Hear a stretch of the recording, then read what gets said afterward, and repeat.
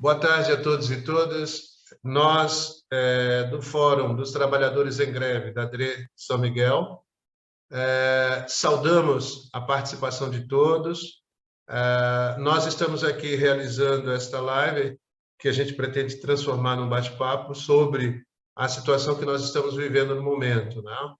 E saudamos as entidades que estão dando suporte e liderando a nossa greve, né? Em particular o Sindicesp, que está bancando a geração dessa live, a Profem, Sinesp, Cedim, Simpen, e também a POESP, os companheiros da POESP São Miguel, né?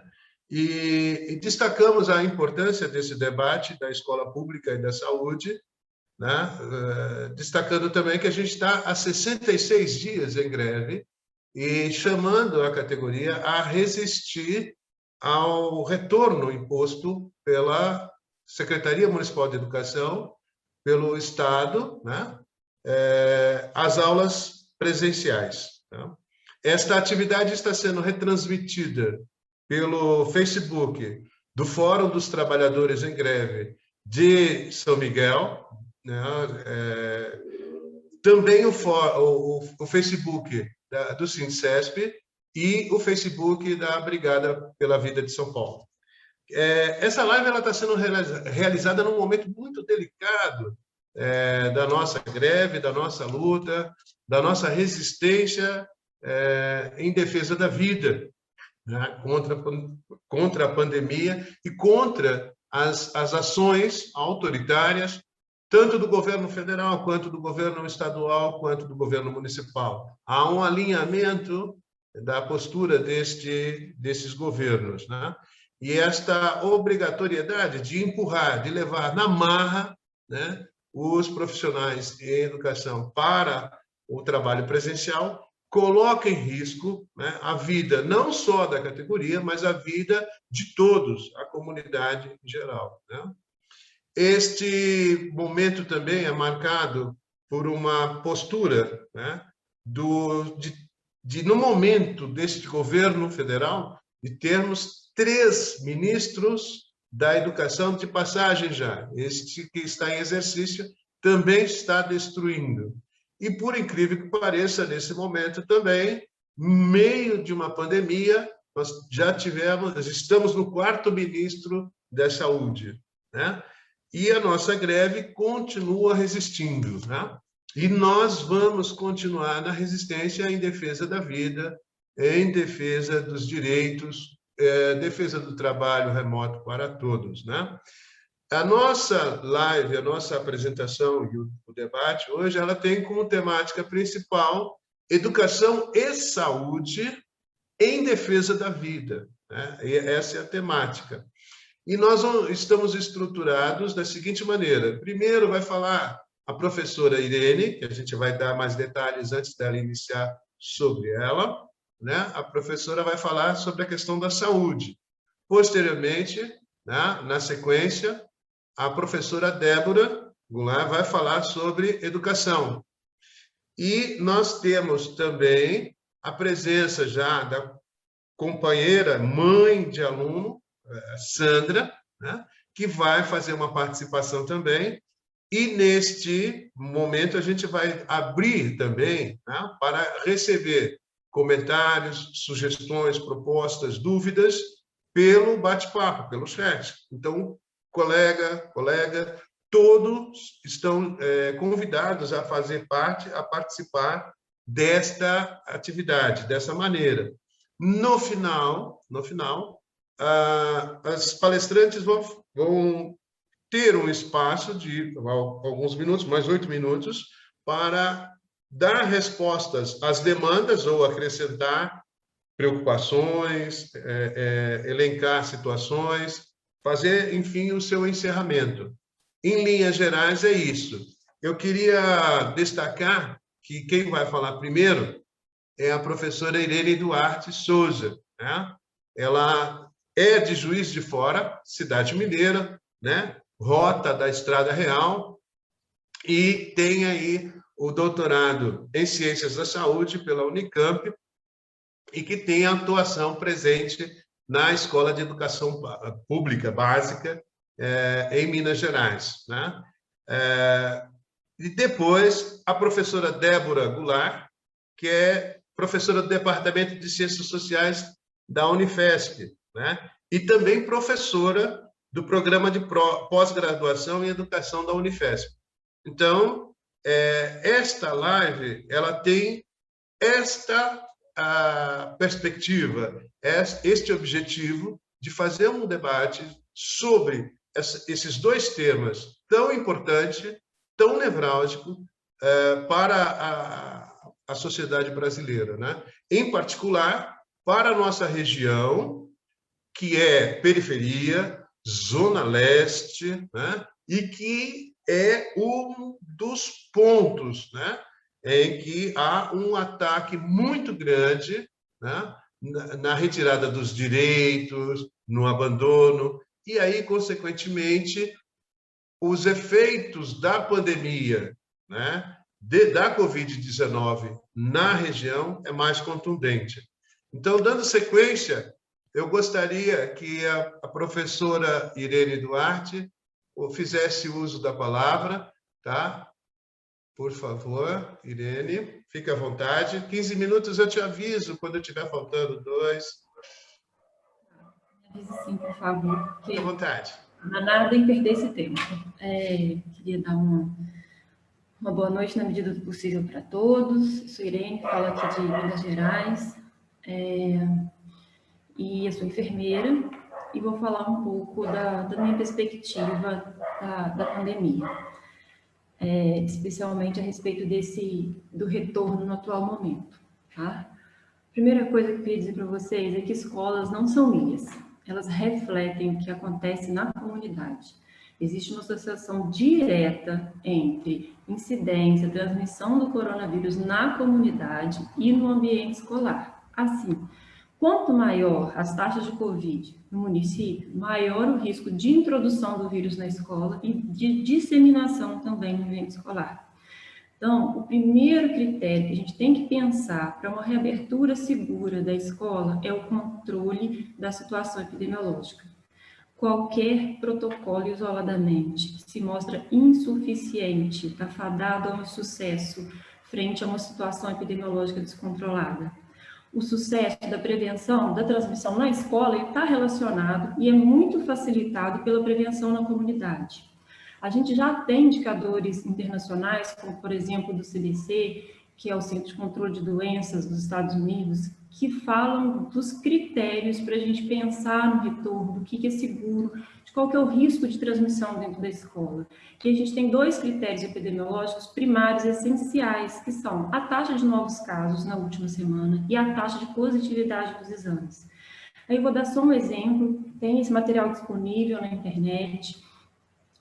Para você considerar que você tem um baixo risco de transmissão dentro da escola, ou seja, o vírus não vai entrar e não vai ser disseminado dentro da escola, a gente tem que ter no máximo 9 casos por 100 mil pessoas nos últimos 7 dias. Você soma quantos novos casos teve diagnóstico nos últimos 7 dias no seu município e vê, ele tem que ser até 9 a cada 100 mil pessoas. Se tiver acima disso, a gente já está entrando em risco moderado, substancial ou então altíssimo. Se tiver acima de 100 casos a cada 100 mil pessoas dos últimos 7 dias, tem que somar os últimos 7 dias, risco altíssimo do vírus entrar, ser introduzido na escola e de ser disseminado, ou seja, você vai ter um surto escolar, a escola vai abrir e vai ter que fechar novamente, tá? Para os exames, para a taxa de positividade, a gente fala que o ideal é que ele esteja abaixo de 5%. Isso é um baixo risco de transmissão. Gente, em São Paulo, aqui no meu município, a gente está no vermelho, no último, na altíssima transmissão. O risco é altíssimo, ou seja, reabrir a escola agora, o vírus vai entrar, vai disseminar.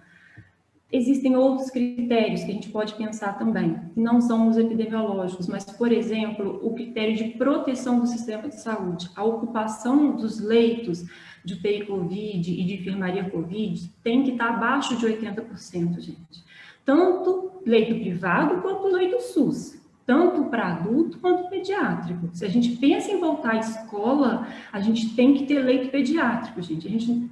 Senão a gente vai ter como a gente tem hoje criança morrendo em fila de espera. A gente já teve isso em São Paulo, morrendo aguardando UTI. A gente está preparado para ver isso? Criança, igual os adultos estão, morrendo afogado, sem oxigênio, sem atendimento, sem UTI, estando numa UTI com um tubo dessa espessura, da boca até o pulmão, sem ter um sedativo, um medicamento analgésico, amarrado, contido no leito. É sério, é grave. A criança não pega, a criança não adoece. É menor, mas só em 2020 foram 1.203 crianças mortas pelo Covid. Então, são mais de 4 crianças por dia. Bom, então a gente tem que ter leito, e tem que ter leito pediátrico para a gente pensar em retomar as aulas, porque a gente precisa, no mínimo, oferecer assistência para aquelas pessoas que vão estar envolvidas no retorno presencial. Bom, dito isso, eu queria falar para vocês agora um pouco da questão do protocolo. Por que os protocolos se mostram tão insuficientes? Uma, pela primeira questão epidemiológica, e a segunda, porque os protocolos eles não têm sido como tem que ser, digamos assim. O objetivo de um protocolo de biossegurança na escola é que a gente retome a atividade presencial em segurança o mais rápido possível, que as escolas permaneçam abertas frente à pandemia, para a gente poder obter os benefícios da aprendizagem presencial e da proteção social que a escola confere, mas que permaneçam abertas. Então, primeiro, a gente vai considerar o controle epidemiológico e depois os protocolos de biossegurança. Por quê? Mesmo que eu tenha o controle, se eu não tiver um protocolo eficaz, a gente vai abrir e fechar a escola. A gente vai tornar a escola um espaço de insegurança, de contaminação. E não é isso que a gente quer. A gente quer que o dia que a gente puder abrir em segurança, que a gente permaneça aberto, que a gente não tenha mortes, não tenha casos nas nossas escolas. Então, os protocolos de biossegurança, eles se baseiam em 5 estratégias. Geralmente, eu vejo os protocolos usando só as estratégias individuais, que são uso universal correto de máscara, distanciamento físico, higiene das mãos. As outras 2, eu vejo poucas abordagens nos protocolos. Limpeza e manutenção dos ambientes escolares saudáveis, isso inclui a questão crítica da ventilação. E o último, e não menos importante, é o rastreamento de contato em combinação com o isolamento precoce, o que precisa de testagem. Eu acho que a gente vê as 3 medidas, que é a máscara, distanciamento e higiene das mãos, porque você pode delegar a esfera individual. O professor, o aluno que vem com a sua máscara, que mantém o isolamento, que faça a higiene das suas mãos. Como se isso resolvesse. Gente, se só isso resolvesse, não precisava o mundo inteiro ter ficado em casa, pedido para as pessoas ficarem em casa. Só isso não resolve. A gente precisa controlar a epidemia e ter adesão das 5 estratégias nas nossas escolas. E aí eu vou dar um exemplo para vocês. Por exemplo, quando a gente tem a baixa transmissão, que é essa que eu falei, até 9 casos por 100 mil habitantes, a gente só precisa de ter teste para aluno e trabalhadores, né, incluindo os professores, para contar para aqueles que têm sintomas ou que são contatos, que têm histórico de exposição. Eu tenho um caso positivo em casa, eu tive contato, eu tenho que testar. Agora, quando você já sai desse critério, quando você começa a ter risco moderado, substancial ou até mesmo altíssimo, você tem que trabalhar com outro tipo de testagem para você ter segurança nas escolas. Você tem que trabalhar com uma testagem dessas pessoas que não têm sintomas. Então, do risco, quando você passa a ter mais de 9 casos por 100 mil habitantes, o indicado é que a gente teste pelo menos 10% dos alunos semanalmente e teste todos os trabalhadores semanalmente, de 1 a 2 vezes por semana, a depender do nível de contágio que a gente está na população. Eu não vejo isso em protocolo nenhum. E isso é necessário, o que está sendo preconizado internacionalmente, isso está nas páginas do CDC. Aí a gente fala, vamos abrir no Brasil porque a experiência lá de fora está dando certo. A gente consegue replicar essa experiência lá de fora aqui? Bom, e aí eu não preciso nem dizer das outras questões, por exemplo, da ventilação, que eu tenho visto muito precária nos protocolos. Não pode usar aqueles splits de recirculação onde tem ar-condicionado. O CDC vem orientando janelas, portas abertas, utilização de exaustores nas janelas, utilização de filtro EPA. Eu não vejo isso nos protocolos aqui no Brasil, preocupados com essa questão de ventilação nas escolas, quer sejam públicas, quer sejam particulares. Também vejo um déficit grande na questão da proporção entre o número de alunos e quantidade de lavatórios. No próprio documento do FLD, a gente fala que tem que ter um lavatório para cada 30 alunos e uma saboneteira a cada 2 lavatórios, um vaso sanitário e uma papeleira a cada 40 alunos. Então, a gente tem critérios que já não eram cumpridos antes, são critérios pré-requisitos mínimos de antes da pandemia. Imagina agora, a gente precisando aumentar a lavagem das mãos, a gente nas escolas não tínhamos nem essa condição. Então, tem muito déficit nos nossos protocolos. Outro exemplo é o isolamento precoce, que consiste em ficar em casa quando a pessoa estiver doente ou tiver sido exposta. O que os protocolos trazem? Tem que ficar em casa quando estiver doente ou quando tiver sintoma, ou quando estiver sido exposto por 14 dias. Não é assim.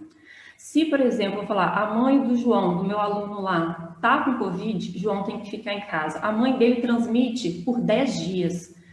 Ele pode pegar Covid no último dia. Então, se ele somar 10 dias que a mãe pode transmitir, mais 14 que o João tem que ficar em casa, então é no mínimo 24 dias.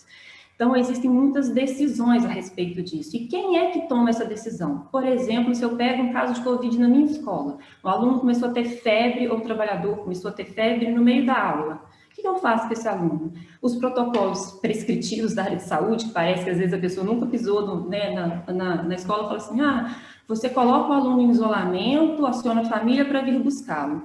Na minha escola isso nunca funcionaria.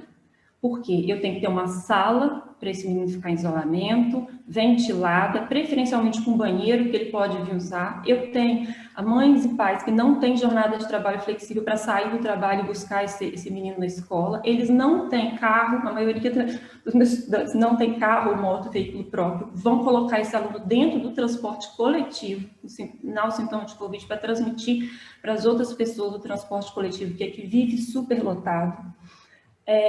Então, é muito falho, né? Além disso, quem acompanha esse menino para o isolamento? Quem fica com esse menino no isolamento? A gente não tranca a porta da sala e deixa o menino sozinho na sala, uma criança sozinha na sala de aula, né? Nesse isolamento.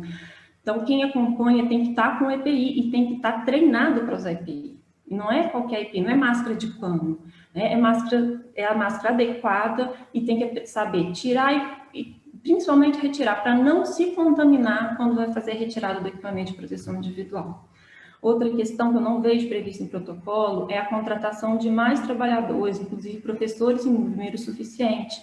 Caso a gente comece a ter licenças, né, por conta da questão da Covid e também por conta do afastamento preventivo. Não vejo previsto isso dentro do protocolo, que isso é preconizado, é recomendado internacionalmente. Pessoas que são do grupo de risco devem estar afastadas do trabalho presencial. E aí a gente tem que contratar mais pessoas para o trabalho presencial, porque senão começa a ter um surto escolar, os professores começam a adoecer, os trabalhadores começam a adoecer e a gente não consegue manter o ensino presencial. Bom, mas temos mais algumas limitações que eu posso falar para vocês, por exemplo, triagem. O que a gente vê? Vou botar alguém com um termômetro na porta da escola. Quem é esse alguém?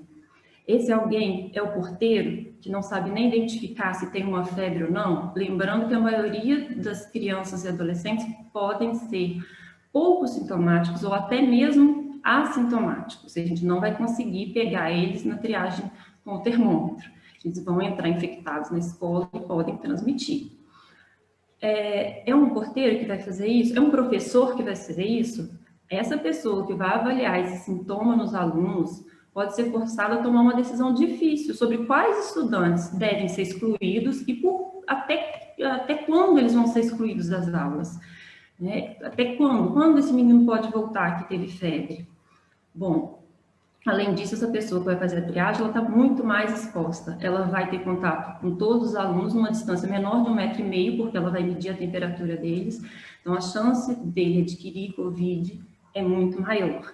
Então, eu vejo até preconizando a triagem nos protocolos escolares, mas não vejo essa preocupação tanto com a saúde ocupacional de quem vai fazer, com a questão logística, com esse desafio de quem vai entrar e quem não vai entrar, e quem vai decidir por quanto tempo essa criança vai ficar suspensa de atividade presencial.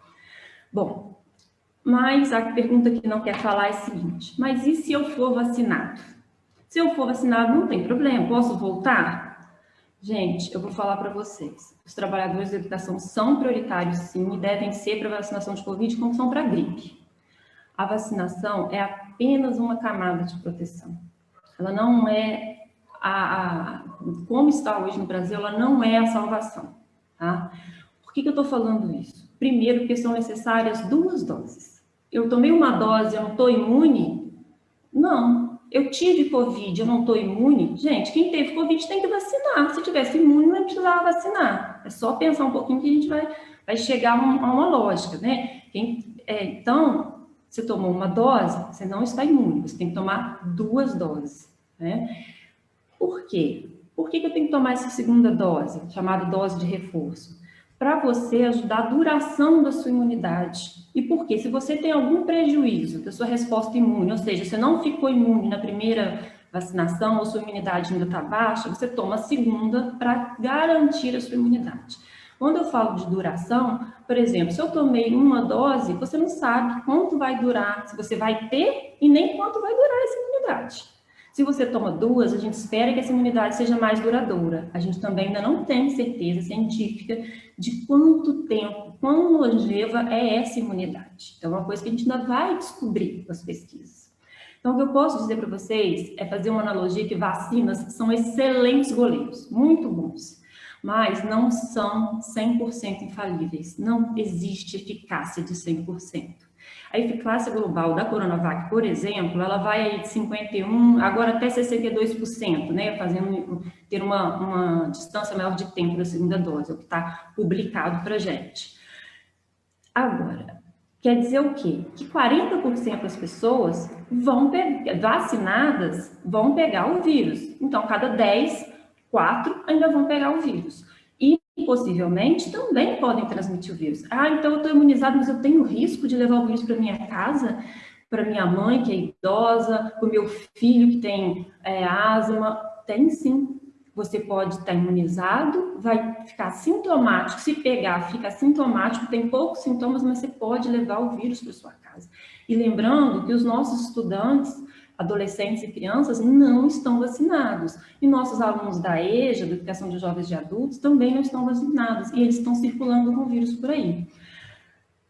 Além disso, gente, a gente ainda não tem um resultado definitivo da Coronavac contra casos graves e óbitos. Tá?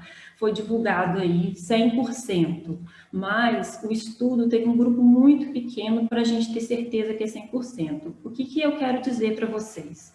É que mesmo vacinada, a pessoa ainda tem o risco de morrer. É pequeno? Muito menor do que se você não tivesse tomado a vacina. Tá? Mas esse risco ainda existe, esse risco ainda é real. Então, pode ser que a gente vá começar a ver casos, sim, de pessoas que tomaram 2 doses da Coronavac, né? Passou 2 semanas da segunda dose, porque tem isso, a segunda dose vai demorar pelo menos 2 semanas para começar a gerar efeito, tá? Então, passado 2 semanas, as pessoas pegam uma doença e falecem? Podem acontecer casos, sim. São pequenos? Sim, esperamos que sejam pequenos, porque, como eu disse, não é infalível, tá? Bom, assim, a vacina é uma estratégia coletiva. A gente quer alcançar uma imunidade coletiva, que vai ser alcançada quando tiver 70%, 80% da população vacinada. Aí o vírus para de circular, para de ser transmitido. Países que adotam a vacinação já em uma escala maior que a nossa, junto, combinado com medidas restritivas, são os que estão tendo o melhor resultado para controlar a pandemia. Poucos mortos, pouca gente hospitalizada. Então, é isso que a gente tem que alcançar agora. A gente não pode tomar a vacina e se jogar na vida. Não pode, porque esse vírus a gente vai adquirir o vírus, mesmo que a gente seja assintomático, né? A gente pode transmitir esse vírus circulando, a gente vai começar a ter problema da mutação, mais problemas de mutação. E a nossa vacina pode ser que amanhã não valha mais nada, de tanto que a gente está circulando com esse vírus. Bom, então eu vou fazer uma última consideração, que é o seguinte: quais são os riscos da imposição do retorno das atividades presenciais durante essa fase do agravamento da situação epidemiológica? A curto prazo, gente, o aumento da transmissão do vírus, devido ao incremento substancial de pessoas circulando, 25% da população brasileira está em idade escolar ou então é professor. É muita gente circulando. O aumento da demanda por leitos hospitalares, quer seja adulto, quer seja pediátrico, sob um sistema já saturado. O aumento da desassistência, que são aquelas pessoas que estão morrendo sem assistência. E aí o Carlos falou que ele é da Zona Leste São Paulo. Primeiro paciente morto em fila de espera de leito de UTI foi Renan, 22 anos. É isso que a gente vai aumentar, se a gente volta em momento de agravamento. O aumento das mortes em excesso. O que são as mortes em excesso? Quando a gente superlota o hospital, serviço de saúde com os pacientes COVID, as outras pessoas que não sofrem de COVID também não têm leito. Só em 2020 foram 250 mil óbitos a mais do que o esperado para o ano. Isso é mortalidade em excesso. O aumento da letalidade. São Paulo já tem uma letalidade maior do que o Brasil, em torno de 3,2% no estado, 3,7% no município, enquanto a letalidade do Brasil é 2,7%.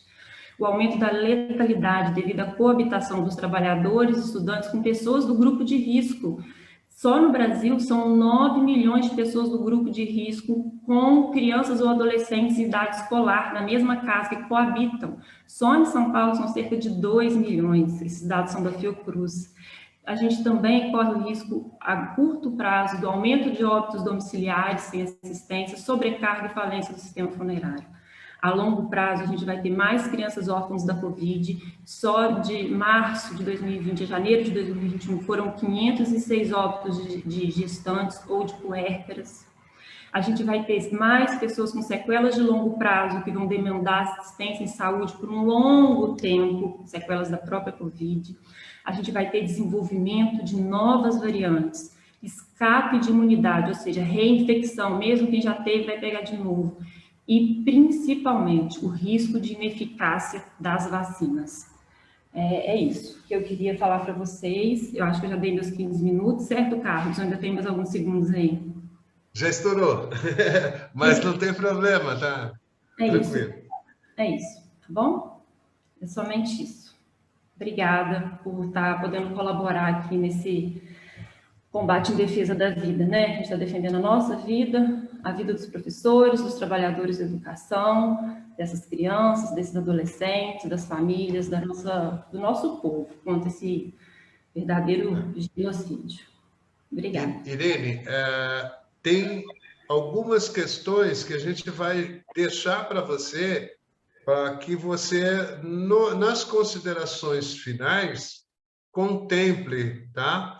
Então, eu já vou deixar uma coisinha aqui, que é um comportamento do negacionismo, do negacionista lá de Minas, né, que dirige o Estado. No início do 2020, ele disse que o vírus precisava viajar.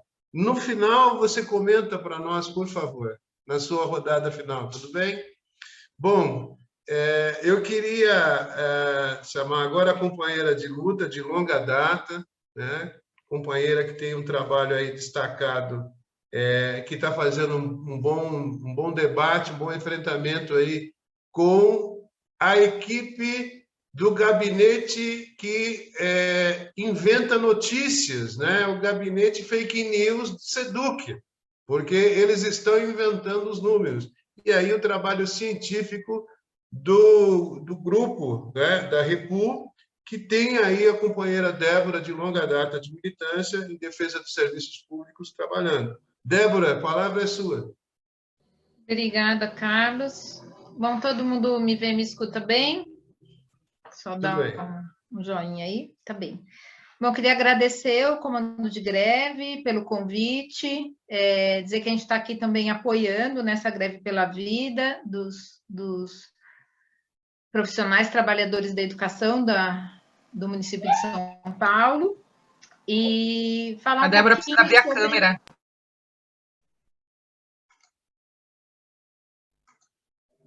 Tá sem?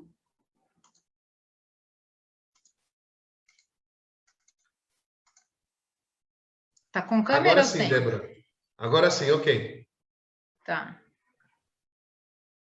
Então, só dá um ok aí. A gente continua. Tudo bem, tá ok. Pode continuar. Beleza.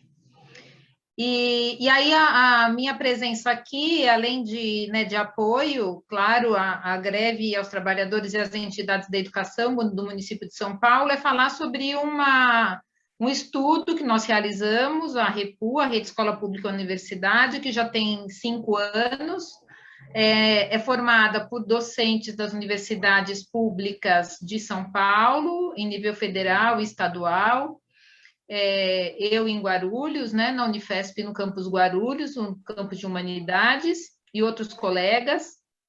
Vou citar aqui professora Márcia Giacomini, também de Guarulhos, professor Fernando Cássio, da Federal do ABC, Leonardo Kroschik, do Instituto Federal de São Paulo, que participaram dessa pesquisa, a professora Ana Corte, também a professora Maria Carla Corrochano, da UFSCar. Então, a minha ideia aqui é mostrar para vocês o que a gente fez, né? Que a gente é uma rede que tem também professores da rede estadual e da rede municipal que integram a REPU, e a gente acabou uma pesquisa de 2 anos sobre a política educacional no estado de São Paulo, uma pesquisa grande, financiada pela FAPESP, com 90 pesquisadores, então foi uma pesquisa muito importante e muito profunda, e a gente, nesse processo, já tinha feito diversos pedidos de lei de acesso à informação, de dados para a SEDUC, no caso estadual. Aí, quando eu falo SEDUC aqui, entendam que a gente está falando da rede estadual, mas eu vou fazer paralelos com a rede estadual, com a rede municipal também.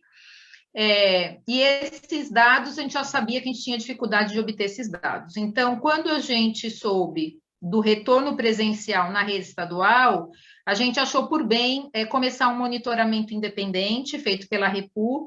Para isso, a gente contou com o apoio de 13 subsedes da PUESP, então, militantes e professores e não docentes também voluntários toparam montar uma cadeia de monitoramento em que a gente tentou coletar dados das escolas que diferenciavam quem eram casos suspeitos, quais eram os casos confirmados e quais eram os óbitos.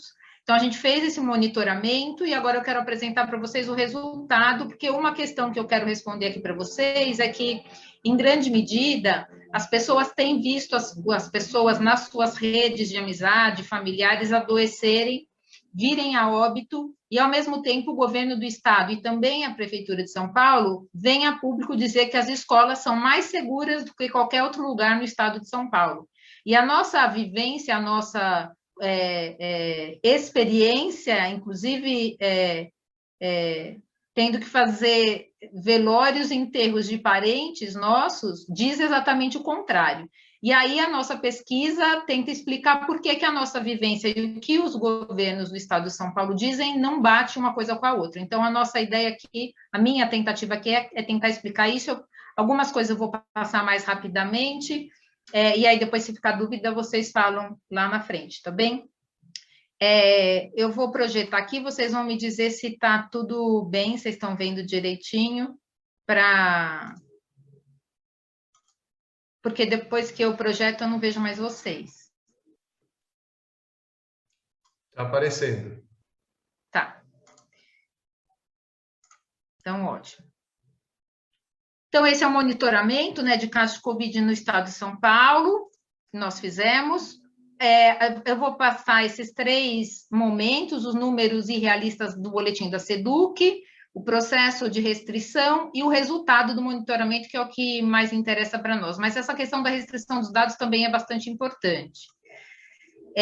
O que acontece? Né? A gente já estava realizando o monitoramento, eu vou falar um pouquinho mais de detalhe como é que a gente fez esse monitoramento, quando saiu o primeiro boletim médico da educação, que foi elaborado pela SEDUC por uma comissão médica de educação. Uma coisa importante aqui para falar é o seguinte: o Estado de São Paulo tem o Centro de Contingenciamento da Covid-19, mas a SEDUC criou uma comissão médica para chamar de sua. Então, os médicos não são médicos do Centro de Contingenciamento, mas eles chamaram médicos especificamente para uma comissão médica da educação.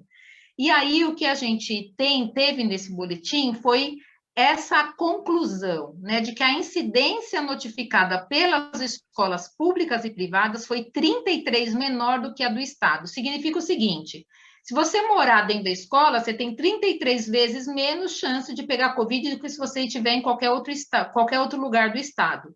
O que parece um dado um pouco estranho, certo?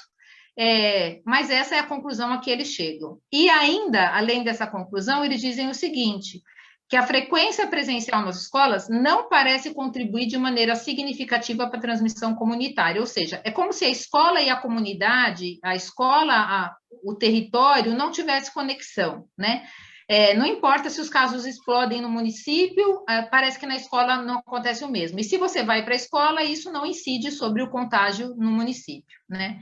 Então, eles chegam à conclusão de que o espaço escolar pode configurar um ambiente mais seguro do que os outros, se for considerada a chance de contaminação pela Covid-19. Então, essa foi a conclusão a que a SEDUC chegou, e é isso que o secretário de Educação, Rosselli, continua dizendo, e, além disso, eles se apoiam em um dos estudos que eu vou comentar depois, mais para frente, se der tempo, dizendo que no estado de São Paulo, quando as escolas reabriram em outubro, foi feito um estudo por alguns pesquisadores na Alemanha, dizendo que quando reabriu as escolas em outubro, nos municípios em que elas foram reabertas, não teve maior incidência de Covid-19 do que nos municípios que as escolas não abriram. Então, no município que a escola abriu, não aumentou o índice de transmissão e de contaminação. E nas escolas, nos municípios que não abriram, também não. Então, não é porque abriu escola que as pessoas se contaminaram.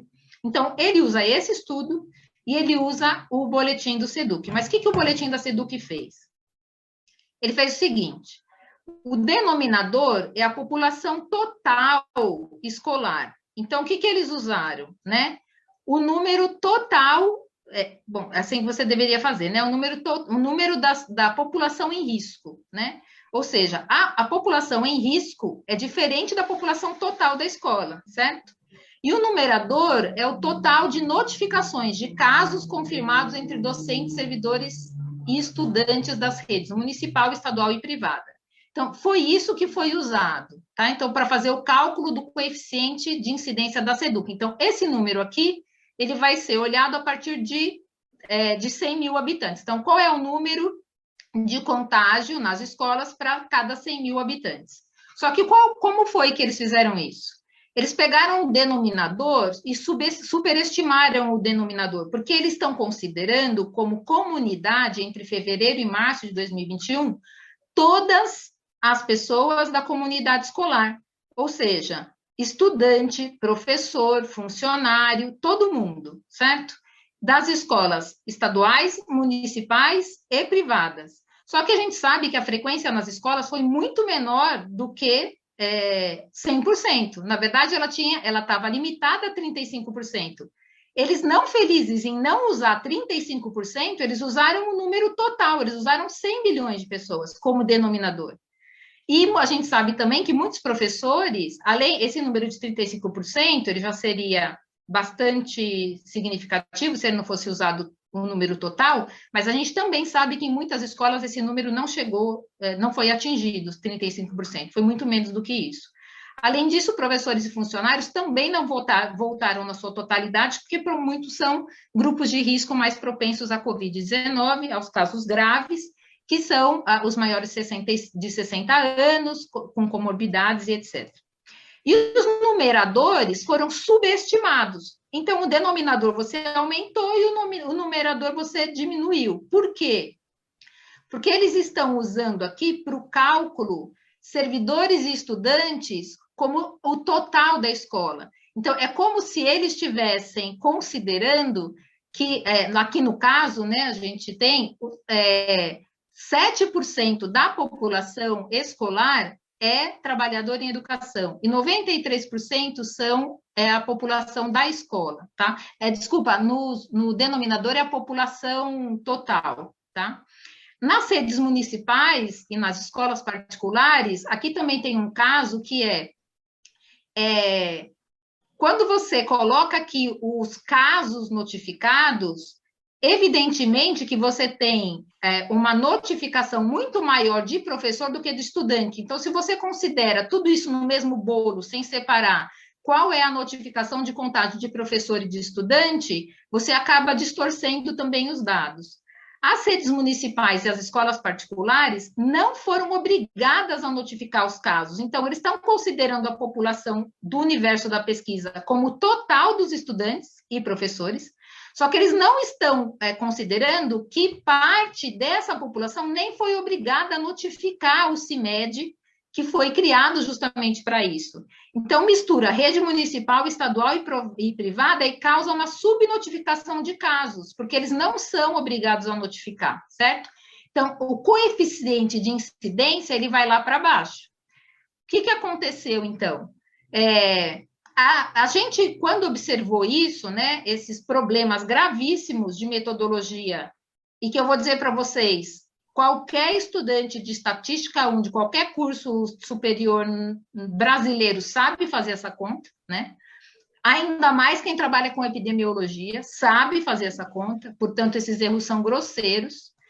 Aqui, quando a gente se deu conta disso, a gente entrou com vários pedidos de lei de acesso à informação, solicitando o seguinte: planilha contendo o número de casos suspeitos confirmados de profissionais do magistério, funcionários, gestores e trabalhadores terceirizados por unidade escolar da rede estadual de ensino e por diretoria de ensino.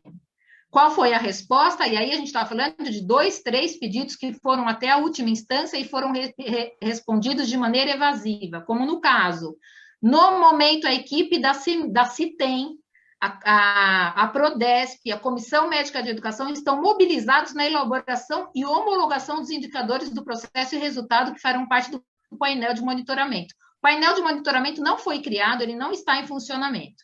Estruturado para permitir que as escolas possam acompanhar o impacto da pandemia localmente. Ou seja, os dados, então, os indicadores não foram homologados, então o boletim foi feito em cima de um dado que não foi homologado. Então, fica a primeira pergunta. A segunda: se o painel de monitoramento serve para que as comunidades possam acompanhar o impacto da pandemia localmente, significa que a gente não tem um instrumento em que a própria comunidade possa acompanhar qual é a incidência de casos na sua comunidade, certo?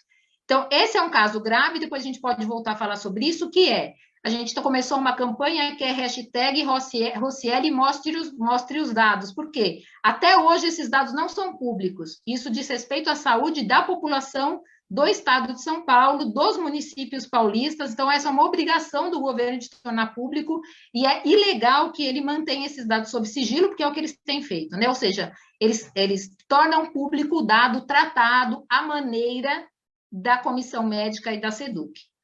Por fim, a gente, então, quero apresentar aqui o resultado do monitoramento. Nós fizemos o acompanhamento de 554 escolas em 29 municípios do estado, nas semanas epidemiológicas que começaram no dia 7/2, quando começaram as aulas presenciais, mais intensamente, até o dia 13 de março.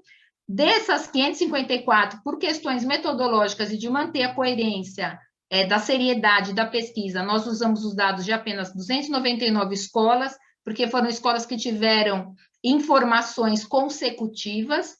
Então, o universo de 12.500 professores e servidores desses municípios, tá? Incluído São Paulo, ok? Estou falando mais rápido aqui para dar tempo, né?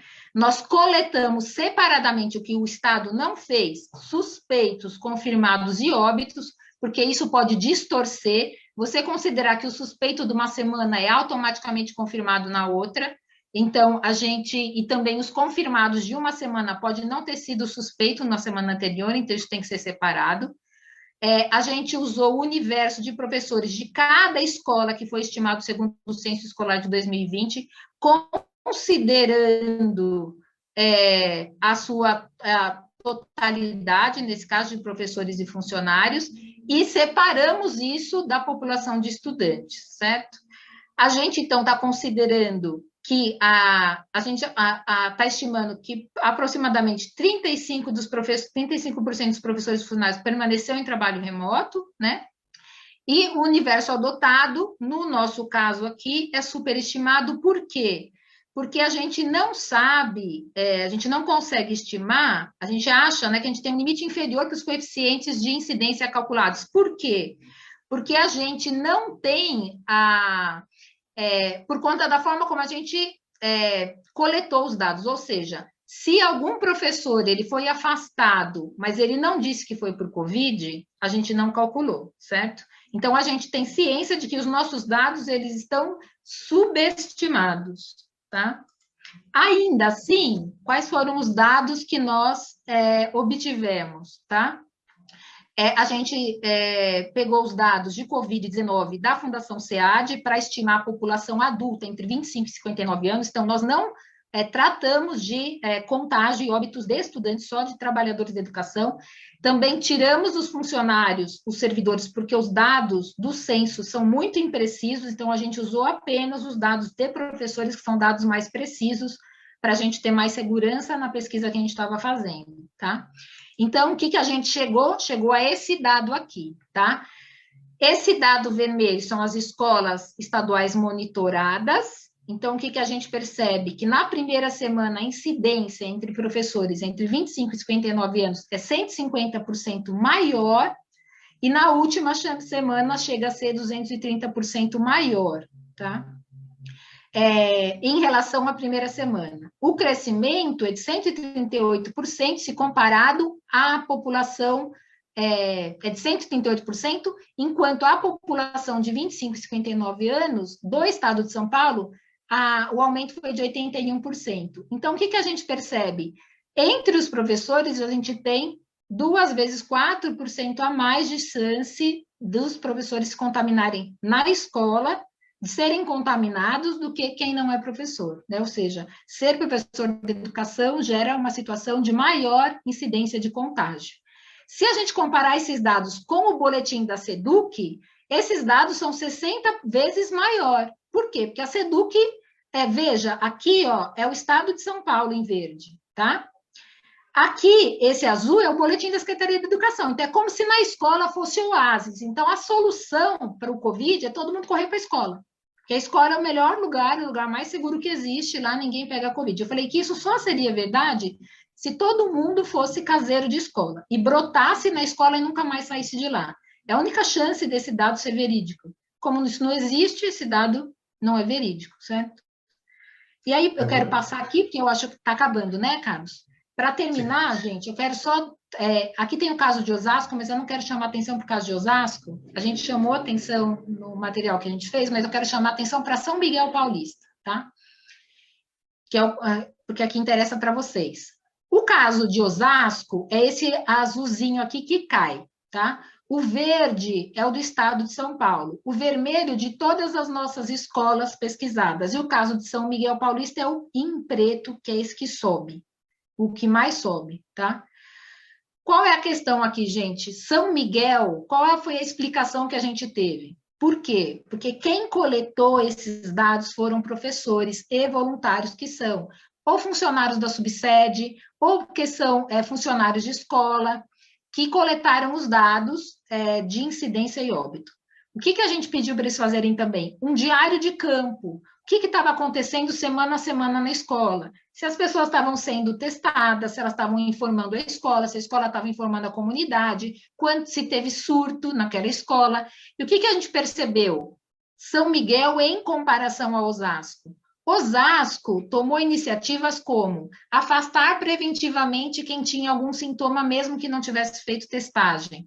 Afastar todo mundo que teve contágio, mesmo que não tenha certeza de 1,5 metro, se ele é contactante ou não, que é um conceito que a Irene não usou esse nome, mas que é muito importante, que é quando a gente faz triagem e rastreamento, né? E aqui, em São Miguel, isso não aconteceu, que a pessoa está com sintoma, ela não testou, ela continua indo para a escola, né? Ou ela vai para a escola, ela não testa e ela só é afastada quando ela testou e se testou positivo. Então, o que acontece é que, quando o protocolo é falho, aumenta o caso de incidência de Covid, tá? E aí, por fim, a conclusão que interessa para nós aqui, né? Só vou voltar uma. É que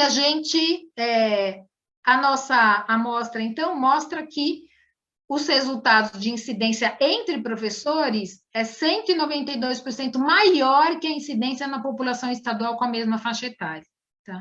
Ou seja, a gente está expondo muito mais os professores do que todas as outras pessoas no estado de São Paulo, considerado de maneira geral. É claro que se a gente for fazer uma comparação entre professores do estado de São Paulo e enfermeiros e enfermeiras do estado de São Paulo, essa correlação seria outra, mas a gente está falando aqui da população em geral. E, por fim, a conclusão da nota é que a Secretaria de Educação e o governo do estado de São Paulo está sonegando os dados públicos para nós. O que faz, então, com que a gente tenha um rebaixamento do debate público, desinforma a população e ainda cria uma falsa sensação de segurança para os professores e profissionais da educação no momento mais crítico da pandemia, né? Então, a primeira questão que eu coloco para nós é, para a gente poder fazer qualquer tipo de controle, e essa foi uma fala do Rossielli, que ele disse assim, como é que esse pessoal, a gente que fez a pesquisa, explica que existem casos em escolas de só uma pessoa que pegou? Se ela só tem uma pessoa que pegou Covid na escola, é porque não foi na escola que ela pegou. Essa pessoa não entende nada de contato de escola, certo? Ou seja, a gente sabe que a escola é um lugar de alto contato humano, só existe educação com contato humano, e a gente sabe os problemas de protocolo que o estado de São Paulo tem passado. É só a gente sair na rua e ver que as pessoas estão andando de bicicleta sem máscara, elas estão andando na rua sem máscara, elas vão à feira sem máscara. E por que que o adolescente que faz tudo isso sem máscara, ele acha que a escola é o lugar onde ele é obrigado a usar máscara, né? Então, a gente sabe que esses estudantes vão ter contato entre si, vão ter contato com os profissionais. Então, o que a gente acha, a gente tem certeza que esse estudo conseguiu mostrar, é que a escola, ao contrário do que o governo do estado de São Paulo tem dito, não é um lugar seguro para os professores. Obrigada. Vou pedir para a Débora tirar o material. Débora, ok. Eu não quis ficar interrompendo, porque eu queria aguardar a conclusão. Eu só, antes de chamar a Sandra para que ela fale, eu queria pedir para a Sandra aguardar só mais um minutinho, porque eu vou passar aqui, tanto para a Irene como para a Débora, algumas questões que estão chegando aqui pelo chat, tá? Então, vou pedir, Irene, por um acaso, você já recebeu uma parte delas aí, que eu passei para você?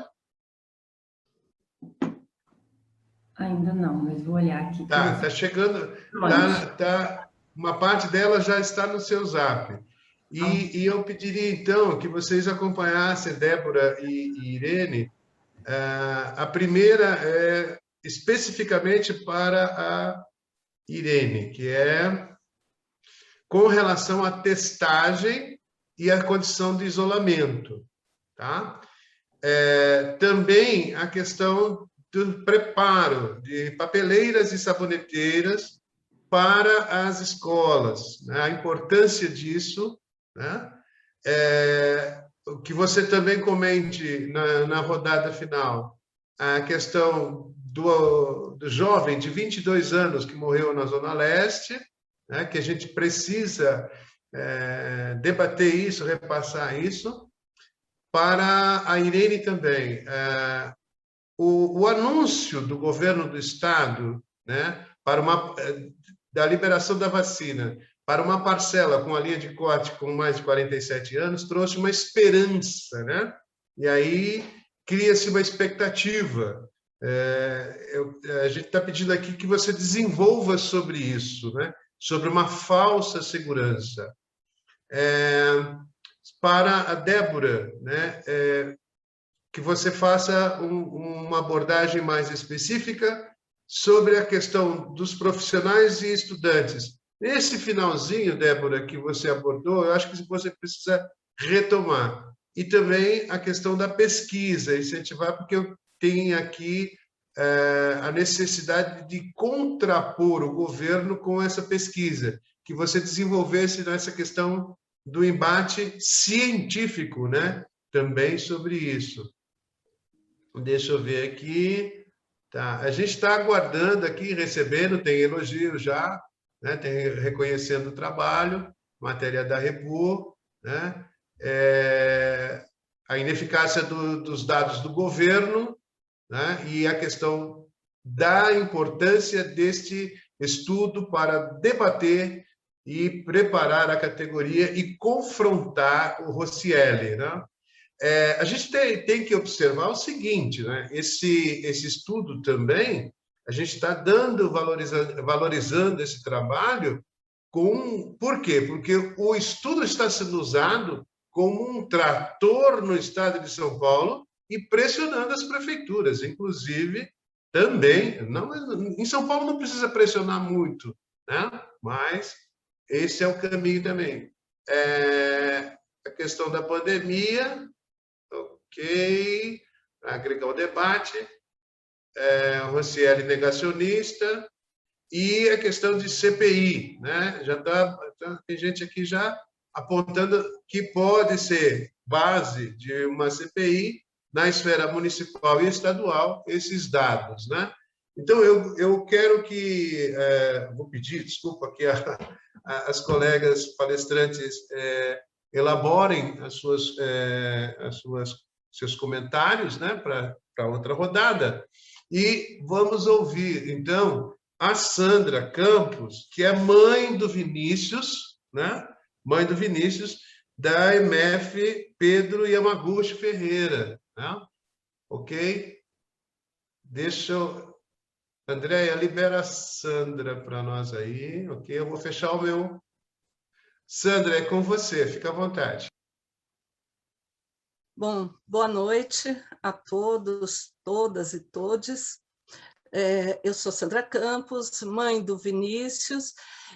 Ele estuda, como foi dito, na escola Pedro Fukuyê Yamaguchi Ferreira, né? E eu quero começar, na verdade, agradecendo o espaço, né, para como mãe ter esse espaço para falar aqui, agradecer as professoras, as palestrantes Irene e Débora que me antecederam, né, o convite que foi dado a mim, e queria já iniciar minha fala fazendo homenagem a dois grandes companheiros. Eu perdi muita gente já nesse período da pandemia, agora a Zona Leste também perdeu, né? Um deles, na verdade são três, porque é o Renato Silveira Martins, que é a minha homenagem a ele, ao Parque Paulistano, né? Que ele fazia uma grande atuação aqui em São Miguel, e a sua filha Marina, que infelizmente na semana passada, aliás, em dias passados também faleceu,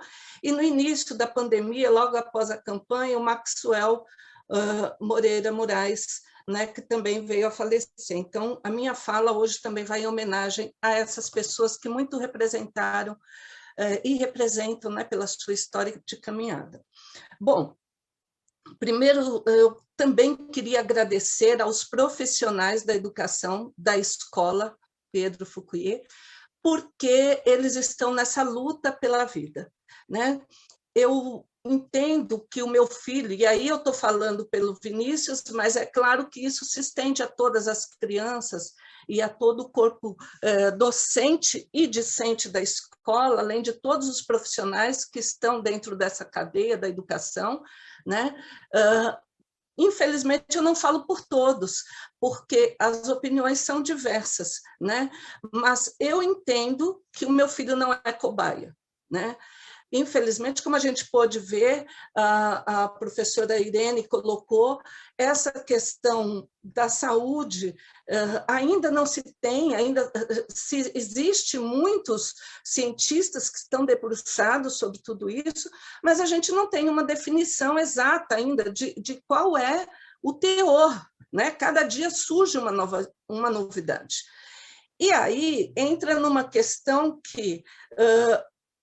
na verdade, quando a gente olha os pais, muitos querem a volta às aulas porque entendem que às vezes o filho não tem onde ficar, não tem com quem ficar, a própria questão de alimentação, né, que não deveria ser da escola, mas que muitos dos nossos casos a gente percebe que acaba sendo um dos fatores que levam a essa escolha, além do que os pais estão tendo que pegar condições lotadas, os pais estão sendo expostos a isso em muitos casos.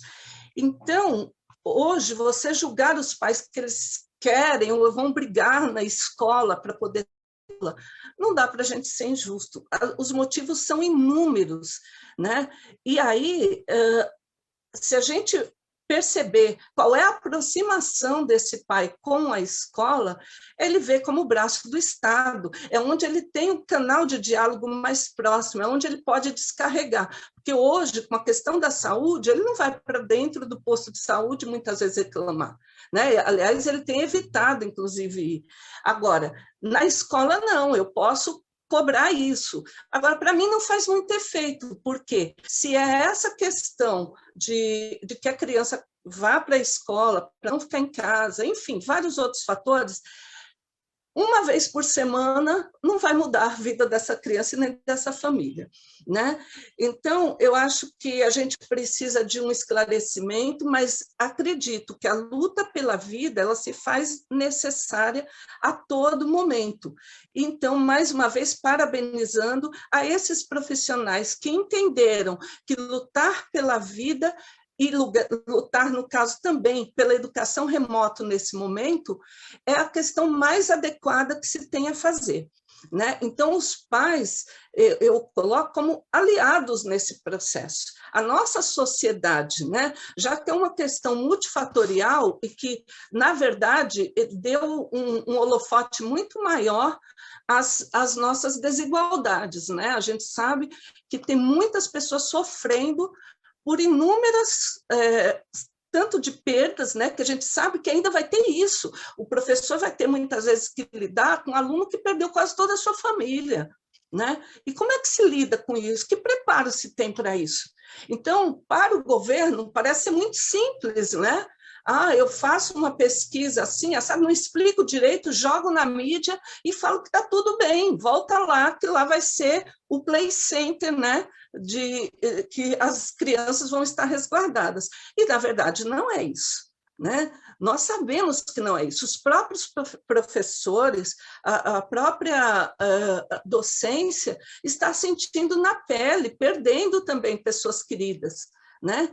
Então, como é que a gente tem esse olhar pela vida? Eu prefiro que o meu filho perca este ano, sendo que seria o ano que eu estaria preparando a formatura dele, do que perder a vida. Então, para mim, isso é básico. Isso ele recupera lá na frente, tá?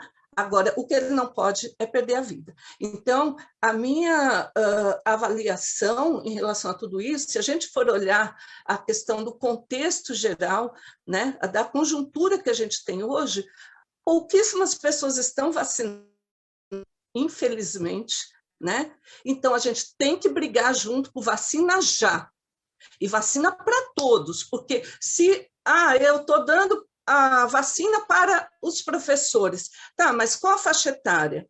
E essa criança, e esse adolescente que vai para dentro da escola, quando ele voltar, muitas vezes ele vai encontrar alguém que possa ter uma comorbidade, uma pessoa idosa que também pode ser, enfim, de fácil contágio, ou seja, vai estar expondo. Nós não estamos em um momento, a gente está aí sem leito de hospital, a gente está sem equipamento de EPI para os profissionais, a gente está sem material básico, no caso, para se fazer intubação, enfim, todo esse material que deveria estar tendo acesso. Agora, e isso, o governo municipal foi pauta de campanha, se prometeu em vários momentos que tivesse o tablet para os alunos, para todos os alunos, não foi para um, e que tivesse o chip.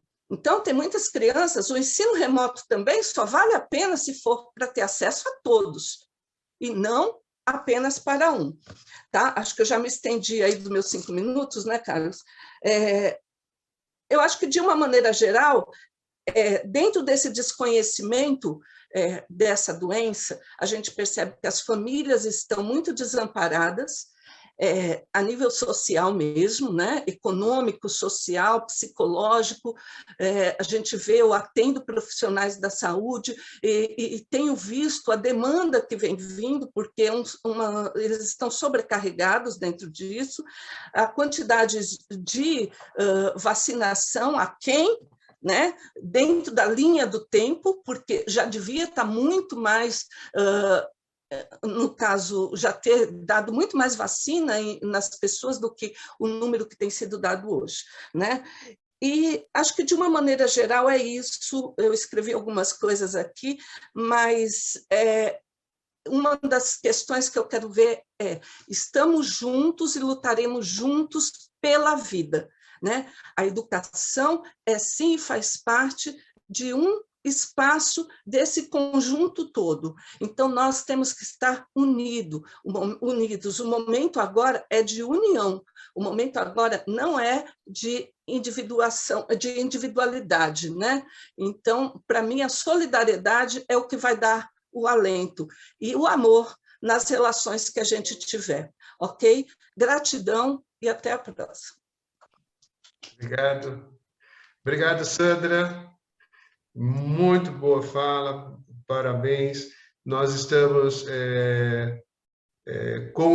com a qualidade do debate muito bom. Eu queria só fazer uma observação, que nós havíamos também divulgado para alguns colegas, alguns companheiros, que a Roberta, a mãe da Alice e do Miguel, da MF Valdir Salgado, também da região de São Miguel, estaria presente, mas ela teve um problema e precisou ausentar-se. Daí a gente também está deixando um pouco mais de tempo aqui. Pois bem, a perspectiva, a organização que a gente está propondo agora é fazer uma rodada final, né? Colocando aí 6 minutos para cada uma das palestrantes, para fechar as questões apresentadas até agora, né? Então, eu mandei aqui, deixa eu ver aqui, tem mais uma pergunta no Facebook. Espera um pouquinho só. Tem uma coisa que acho que, assim, são as perguntas específicas para a Irene. A gente poderia colocar, a Irene conclui agora, faça os seus comentários dentro desses minutos, 7 minutos, e a gente vai para o encerramento. Então, você responde essas questões e já vai para o encerramento. A mesma coisa a gente vai pedir para a Débora. Então, quando a Irene concluir a fala, eu vou alertá-la do tempo, a Débora já entra. Tudo bem assim? Então, Irene, por favor, você primeiro. Eu vou fechar a minha câmera aqui. Olá, vocês estão me ouvindo? Não, parece que está travado. Sim, ok. Bom, vou começar aí com a provocação do Carlos, né, a respeito do governador aqui de Minas, que fala que o vírus tinha que viajar. Isso é negacionismo, né, gente? A gente sabe que o isolamento social é uma medida efetiva, né? E, infelizmente, parece que virou especialidade, né, dos negacionistas em vender falsa segurança. Quando eles negam acesso a dados, como a Débora disse, quando eles falam assim, eu vou vacinar professor acima de 47 anos, toma uma dose, você já pode voltar para a sala de aula que está tudo bem, não vai ter problema nenhum. Quando eles falam que a vacina tem uma efetividade 100% para casos graves, quando eles falam que tratamento precoce vai resolver a situação, quantas pessoas eu já perdi tomando ivermectina, anita, até cloroquina, enfim, né, vender essa falsa segurança, né? A própria triagem, a gente vai medir temperatura e está tudo bem, vocês podem voltar para a escola, porque aí está prevenido. E assim, se a gente está discutindo ainda papel e sabão nas escolas, como que a gente pode reabrir com segurança? Alguém falou aí, olha, retirado da escola, é muita inequidade, né? Se a gente comparar com os exemplos internacionais, e inequidade aqui dentro também.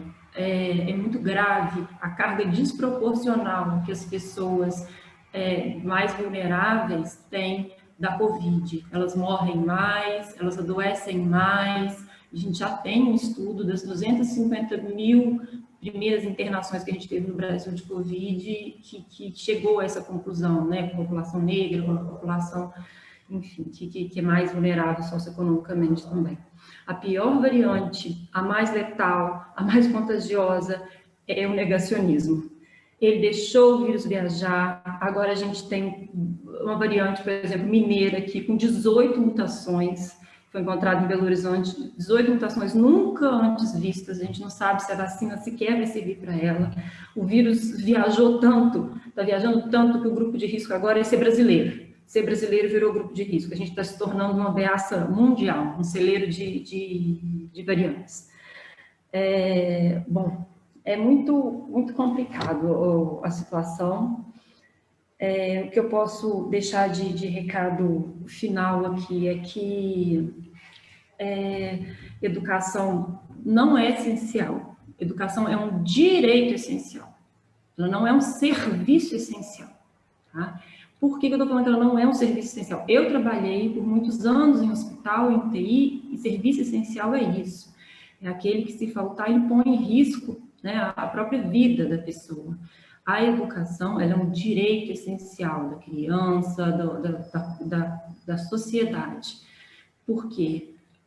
A grande questão da educação ser essencial é que ela, na verdade, nunca foi prioritária para os nossos governantes, e agora eles querem que ela seja essencial, quer seja em investimentos, nos salários, e, além disso, serviços essenciais, como o hospital, a gente não tem o mesmo direito garantido, por exemplo, a greve, a manifestação, como a educação tinha, para lutar por direitos mesmo. O que a gente está fazendo é uma luta pelo direito à vida, né?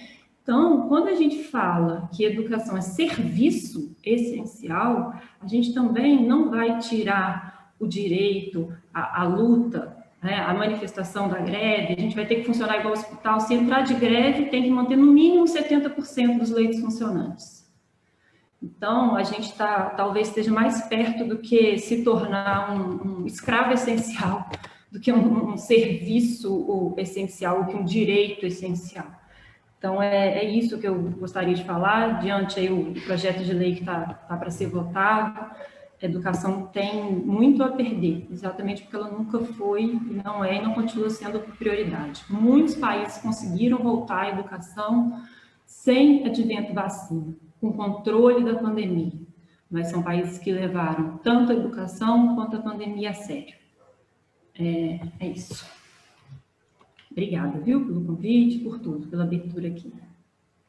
Obrigado. Débora? Bem, gente, eu agradeço pelas perguntas e vou tentar responder todas. Bom, primeiro, gente, é o seguinte, né, alguém falou aí, por que o Rocieli, o secretário de Educação, né, tem uma incidência, tem sucesso entre a categoria, tem gente que apoia, etc., né? E uma outra fala sobre o negacionismo também que eu quero fazer. Bom, primeiro o que eu quero dizer é o seguinte, esse estudo que eu estou apresentando aqui, ele é parte de uma nota técnica que está no site da REPU, que é www.repu.com.br, lá na parte de notas técnicas, é a primeira nota que vocês vão achar lá. Lá está o estudo inteiro, com todos os gráficos, explicações e tudo mais, que teve bastante repercussão nos últimos 2 dias na imprensa, aí hoje saiu também em várias revistas, saiu em site, saiu no G1, saiu no SP1, na Globo, enfim, a gente conseguiu colocar aí na mídia, porque, enfim, é o que está pautado hoje, é a volta de escola, Covid, etc., né? Então, é a primeira parte de um estudo. E o que eu quero chamar a atenção é o seguinte, quando aparece disputa entre o governo Bolsonaro e o governo Dória aqui em São Paulo, em que o Dória apresenta o Bolsonaro como negacionista e ele como homem da ciência, e como o Butantan, né, a gente teve a aparição da vacina, a primeira vacina que chegou foi a Coronavac aqui em São Paulo, e aí todo mundo dizia, nossa, queria estar no estado de São Paulo, porque o estado de São Paulo está tratando melhor a pandemia, né? E dessa ideia que o Dória passa de que ele é o homem da ciência, de que ele tem um centro de contingenciamento que fala em nome da ciência. A questão que eu quero chamar a atenção é que negacionista não é só aquele que acha que a Terra é plana, que se tomar uma colher de vinagre com um dente de alho todo dia, vai espantar a Covid. O negacionista não é só esse, né? O negacionista também é aquele que olha para a cara de quem faz a pesquisa e não para a metodologia que aquela pesquisa utilizou, né? A nossa pesquisa foi questionada porque diz o seguinte, mas quem fez a pesquisa tem interesse. É porque foram professores filiados à PUESP que lá no campo, lá nas suas escolas, coletaram a informação. Bom, acontece que, do outro lado, quem é que fez a pesquisa? Foram médicos selecionados pela SEDUC. Então, se é essa a questão, então ninguém mais pode fazer ciência. Mas isso é uma visão completamente errônea do que é ciência, né? Então, o que você tem que questionar é qual é a metodologia, qual é o tratamento dos dados, como é que esses dados vieram à tona, e eu quero chamar a atenção para o estudo que eu citei da Alemanha, que tomou como referência o dado em outubro de que todas as crianças tinham voltado para a escola em outubro para estudar. E aí, quando você tem um universo inflado, você tem uma incidência de Covid menor. Todo mundo sabe que o que a gente teve foram 2, 3, 5, às vezes até 10 crianças em cada escola só. Porque em outubro ainda era para você fazer o acompanhamento, nem era a abertura presencial ainda. Os pesquisadores tomaram como dado uma informação dada pelo jornal. Então, o problema é a metodologia. Então, eu acho que essa é uma questão importante e o que eu quero reforçar aqui é essa parceria de muito tempo, de muita confiança e muito profunda que a Rede Escola Pública Universidade tem, que são professores da universidade junto com os professores da rede e as suas comunidades que têm feito esse enfrentamento. Então, a gente tem total confiança nesses professores e professoras que fizeram essa parceria conosco, inclusive porque se não fosse assim, se o sindicato tivesse interesse em dizer, nossa, olha como a escola está um horror, Osasco não teria reportado para nós dados que são muito menores do que outras regiões de São Paulo, certo? Então, a seriedade vem exatamente daí, a gente, inclusive, jogar luz para isso e dizer por que Osasco tem dados diferentes? Porque, por conta das escolas, não da diretoria de ensino, mas do comportamento das escolas e das comunidades em relação aos protocolos, eles seguiram os protocolos. Que a própria SEDUC colocou e que ela própria não segue. São falhos e ela mesma não segue. E eu quero chamar a atenção para o seguinte, o negacionismo do Estado de São Paulo é tal que em julho do ano passado, o Plano São Paulo dizia que na fase amarela, as escolas só poderiam voltar se os números permanecessem de contágio e de ocupação de UTIs permanecessem estáveis por 28 dias. No estado de São Paulo. Ou seja, agora a gente já passou da fase emergencial, famosa fase roxa, e as escolas estão abrindo. Então, o estado de São Paulo não segue nem os protocolos e os critérios que ele mesmo colocou em 2020, ele foi flexibilizando. Isso não é científico. Quando você tem o número de casos subindo, o número de mortes subindo e um colapso funerário chegando, com kit intubação faltando, você não flexibiliza o seu próprio critério do ano anterior de pandemia. A gente não está no ano 10 de pandemia para você flexibilizar, nós estamos no ano 2 de pandemia. Hoje é muito pior do que foi o ano passado, inclusive por conta da variante da P1. Então, o que eu quero chamar a atenção da necessidade da gente cobrar do governo que ele deixe transparente os dados, porque as comunidades, a Sandra, que falou, a mãe de aluno, tem todo o direito de saber se os seus professores, os professores daquela escola, se os trabalhadores daquela escola, se as crianças que convivem com o filho dela estão com Covid, pegaram Covid, e a comunidade tem o dever de cobrar esses dados. E tem todo o direito de se mobilizar em torno disso. Como a gente também tem que se mobilizar em torno dos protocolos, porque como parte da campanha nacional pela educação, a gente não disse em nenhum momento que a escola tinha que ficar fechada para sempre, mas que a escola tinha que ser priorizada para quem tivesse condições de voltar de maneira segura, de forma que o direito à educação ele fosse de fato realizado, e não esse engodo que a gente tem visto, esse comportamento genocida que os governos têm feito, dizendo de uma forma, usando dados de uma maneira absolutamente irrealista, para dizer para a população que ela pode ir tranquila para a escola, que nada vai acontecer. Então, eu só quero deixar para vocês a indicação, né, de que vocês... A gente fez uma live na quarta-feira explicando os detalhes da pesquisa, quem quiser assistir, está lá no YouTube da Repu. Também a nota técnica para que vocês, professores, comunidades, sindicatos, possam replicar e fazer uso desse estudo, fiquem à vontade, é de toda a população do estado de São Paulo, e também convidar vocês a acompanhar os trabalhos. A gente vai soltar uma segunda nota, que vai dizer respeito aos protocolos exatamente, e a gente vai estar em contato, inclusive, com a Irene, que fez um trabalho muito importante lá em Minas Gerais, discutindo exatamente o que é protocolo. Hoje não faz sentido mais a gente falar somente de limpeza de superfície, a gente precisa falar de ventilação, de espaços amplos, e para a gente ter uma ideia, no estado de São Paulo, 11% das escolas não tem pátio, 13% das escolas não tem quadra, e 82% das escolas não possuem mais de 2 banheiros para uso de estudante. Então, é nessas escolas reais que o governo está propondo que a gente esteja fazendo aula presencial, em que os estudantes, jovens, crianças e profissionais estejam sendo expostos no pior momento da pandemia. Então, parabéns aos profissionais que estão em greve, vamos continuar na luta pela vida contra os governos genocidas. Muito obrigada pelo espaço, pela divulgação, e estamos juntos.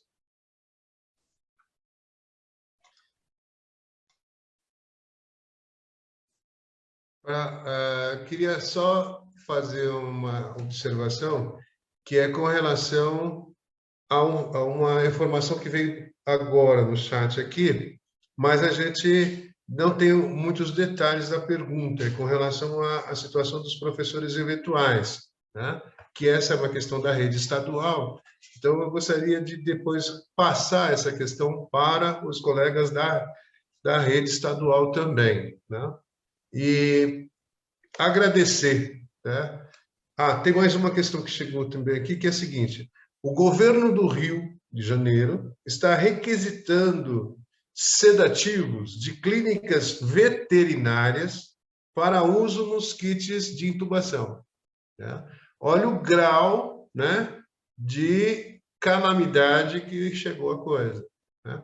Então, eu gostaria de agradecer novamente aos companheiros lutadores do SINDICEP, a presença da mãe Sandra Campos, a presença da Débora, né, com o excelente material do Repu, que já está disponível, disponibilizou aqui também para nós, abriu o link aí, a presença da Irene, né, que sintetizou bastante, de maneira muito clara, o debate, e a gente alertar que a nossa greve continua, né? E aos desavisados e os descuidados, os tijolinhos da obra tucana aí, muito cuidado, né? Não adianta querer salário, querer o RF sem a vida, né? Então, vamos continuar e denunciar o fracasso que o governo federal, o governo estadual, o governo municipal desencadeou no país, né, levando a esse genocídio. Para nós, hoje, é muito importante que a gente, vou fazer uma denúncia também, que a gente pesquise aqui, quem é o secretário municipal de saúde, qual é a formação dele. Você automaticamente pensaria, é um médico.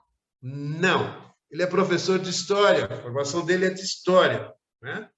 E a gente tem que denunciar isso também, né? É o aparelhamento do Estado, né? E a gente vai defender a punição severa a todos esses genocídios. Em defesa da vida, ousar lutar, ousar vencer. Venceremos. Muito obrigado a todos. Bom descanso.